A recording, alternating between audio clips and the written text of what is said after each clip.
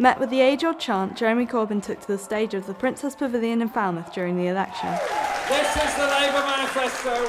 The Labour manifesto, running through it like a golden thread, is a determination to end poverty, injustice and inequality in this country, to invest in housing, invest in jobs, invest in health, invest in education and protect our planet for the future. He was introduced by Truro and Falmouth candidate Jem Forbes and Paul Farmer. The next MP for Camborne, Redruth and Hale. Now, this promise of the green industrial revolution will enable us to restore to my constituency the things which are most important to it. Decent wages. No more of people having to go up for work on lousy 0 hours contracts. And then having to go to the biggest food bank in the UK, in Camborne, Poole and Redruth. That is disgusting and we will not tolerate it. Both seats saw huge gains for Labour in the last election, and the party will be hoping to increase these. Mr Corbyn spoke on a wide range of issues, including presenting the unredacted document on the NHS. And what's very clear in it is that the US demand is that in any trade deal with Britain in the future, they want to have access to our public services. They challenge the whole idea that public services and publicly owned operations should be exempt from a trade agreement with the USA. They want access to what they euphemistically call our health market. Well,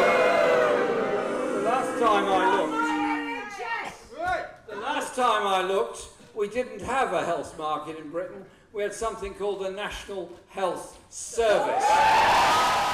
Mr Corbyn also hinted to his environment plans, which he was going to reveal the next day. It's also about retrofitting our homes so they use less energy and are more sustainable. It is about investing in public transport to reduce the levels of congestion and pollution on our roads. It's about investing in electric vehicles.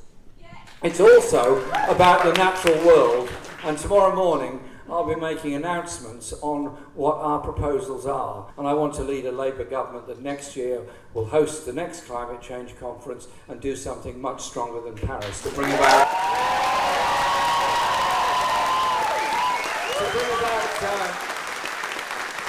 net zero emissions much earlier, as our party conference demanded, as our population demands, as our natural world demands.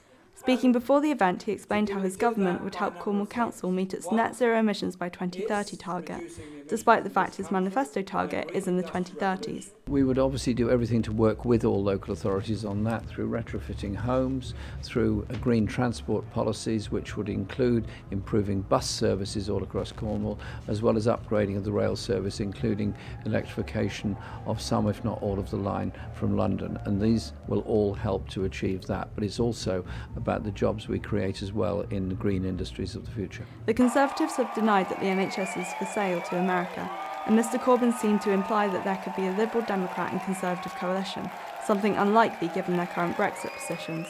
It's yet to be seen whether Labour can swing the seat away from the Conservatives, as they came close to doing last election.